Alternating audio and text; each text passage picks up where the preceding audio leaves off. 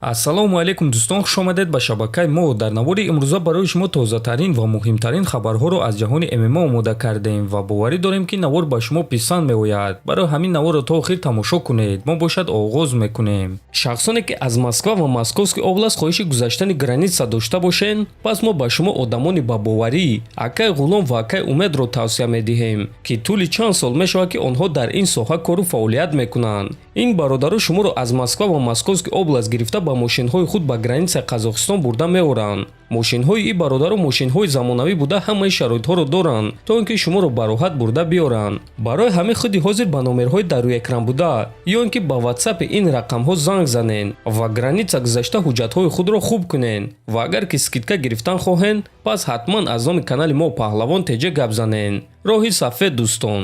чемпиони вазни 61 килограмми UFC Шон Омели гуфт ки муҳорибааш зидди Мераб Дувалишвили чӣ гуна мегузарад.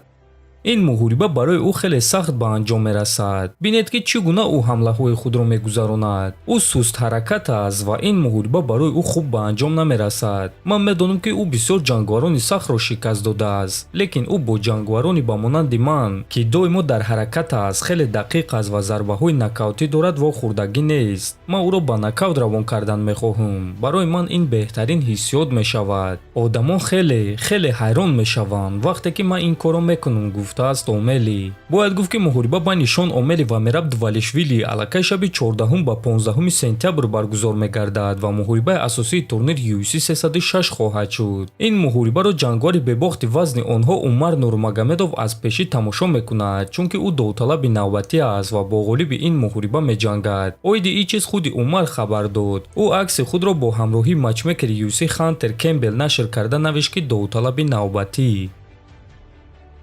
чемпиони вазни ним сабук UFC Илия Топурия гуфт ки оё ӯ омода ҳаст ки бо Александр Волконовский реванш гузаронад.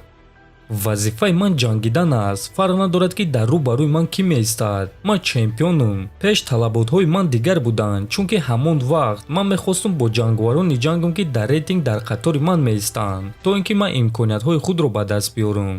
аммо акнун вақте ки ман чемпионам, барои ман фарқ надорад. ба ман рақиб диҳед. Ки рақиб мешавад фарқ надорад. ман омодаам ки ба мухлисон боз баромади дурахшон нишон диҳам, гуфтааст Топурия. хотиррасон мекунем ки муҳорибаи унвонӣ байни Илия Топурия ва Макс Холлоуэй рӯзи 27 октябр дар Абу-Даби дар турнири UFC 308 ба нақша гирифта шудааст ва муҳорибаи асосии ин турнир хоҳад шуд.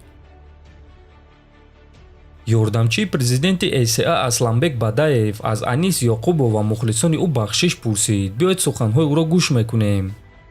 коре ки рух дод, ин кор бояд ки намешуд. айби мост. мо иқрор мешавем ки ин корро пешгирӣ карда натавонистем ва мо аз ҳамаи мухлисон бахшиш мепурсем. онҳоеро ки ин кори рухдода ғамгин кард ва барои онҳо нохуш буд. аз мухлисони ҳар ду тараф бахшиш мепурсем ва дар ҷои аввал аз Анис бахшиш мепурсем ки ӯ ҷабр дид дар ҳоле ки ӯ меҳмони мо буд. аз мухлисони ӯ низ бахшиш мепурсем. барои мо ин кори нохуш буд, лекин шумо бачаҳо зиёди бад фишор накунед, чунки ин чиз ба ягон кас фоида намеорад ва ягон кас аз ин кор ғолиб намешавад, гуфтааст Асланбек. дӯстон, акнун умедвор мешавем ки Вартан наметарсаду аз ин муҳориба даст намекашад, чунки ӯ аллакай ҳар гуна баҳона кофта истодааст. барои ҳамин умедвор мешавем ки ӯ дар худ каме мардӣ пайдо мекунаду ба муҳориба зидди Анис мебарояд. дӯстон, фикру ақидаҳотонро нависед, ҳатман дар канали мо обуна шавед. то боздид хонободу сарбаланд бошед.